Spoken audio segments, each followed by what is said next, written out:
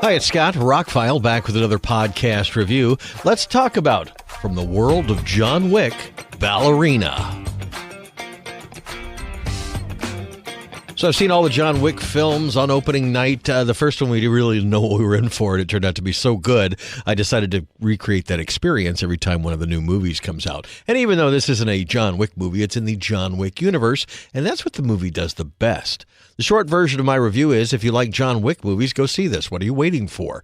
You've been waiting for a good movie to bring you back into the theater so you can buy some popcorn and enjoy it. It's 2 hours long. It's very well done. I was thrilled to be back in the John Wick universe. Now, this goes back, what happens in the film are taking place during the events of John Wick 3, Parabellum. Same writer of this, John Wick 3 and 4, wrote this. Len Wiseman directed this. He's the guy who did the original Underworld movies and a few other things. He hasn't directed a movie since like 2012 when he made the remake of Total Recall. The less we talk about that, the better. But I think he did a pretty good job. Now, there's word on the streets that Chad Stahelski came in and reshot some things and changed some things, and maybe reshot a lot of the movie. I don't know if that's true. Both guys are denying it. It doesn't really matter. For me, movies are the end result. Was I entertained? I tried not to read too much of that stuff. I tried not to watch trailers. I just went and sat down and watched the movie. It was really good. I was entertained from beginning to end. Two of my favorite reviewers online said it was a little slow in the beginning, that you get an hour of build-up and then you get an hour of action. And that's not true at all. It opens with a big action scene. There's a couple action scenes during it, during her training and afterwards. And then you get into the big, almost hour-long finale. But hey, what do you want from a John Wick movie? And this is not a John Wick movie. He's in the movie. It's in the John Wick world, but she's not John Wick. I love the fact that they address the fact that she is small. She will always be smaller and weaker than some of her opponents, so she needs to be creative. And the movie does that with all of the fight scenes. They're more creative than just people shooting each other. Because, well, John Wick, is Keanu Reeves. He's over 6 feet tall, and he's a pretty big dude, and he can handle himself. She's tiny, so she has to do other things. She does a really great job in the role, too. Ana de Armas was pretty much made to do this. She's taking over from the ballerina we saw in, like, the second movie, I think.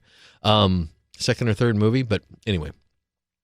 You see her from the back most of the time when those scenes are happening. It was this kind of the same, but I think she did a great job. I think the returning characters did a great job. It's nice to see some of the people come back. This is Lance Reddick's final movie, so it was touching to see him in the role of Charon again.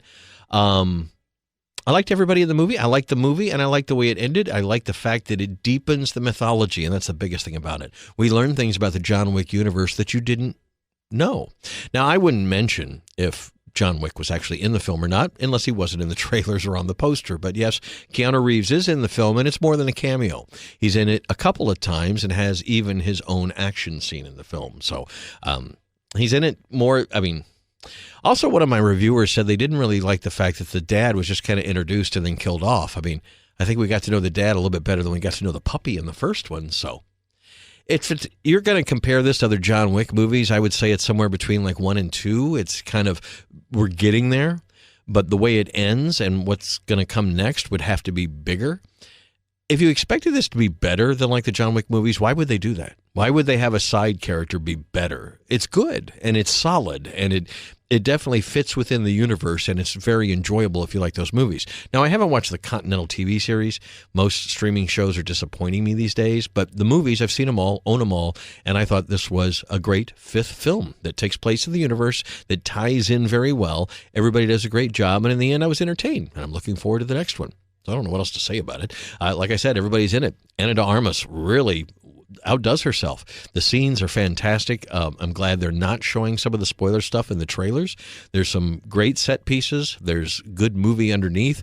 It's your typical revenge story, but it's done the John Wick way. So there's mythology and deeper connections and things, questions they don't answer. They bring up in this film that we'll have to get another movie to answer the big questions that about her past and that kind of thing. kind of excited about that. So anyway, more to the John Wick universe. We got another solid movie, and the 4Ks and Steelbooks went up for pre-order today. So everything's humming along in the John Wick universe. Go see Ballerina while it's in theaters. Go see it on the biggest screen possible. It is a really good-looking film.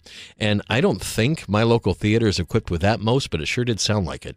Some of the action scenes, bullet fire, gunfire was ricocheting all over the place, firing from all over the place, bouncing around the room, overhead, that kind of stuff. At least it felt that way.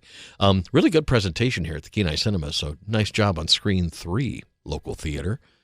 Ballerina is now in theaters. Go see it while it's there. Of course, it'll be on home video in a couple months. You decide, but I think if you're a John Wick fan, you have to go see this in the theater. Really liked it. Ballerina, now showing. Scott, ROCKFILE here. More podcasts on the way, more drone videos too. Please like, share, and subscribe, and have a spectacular day.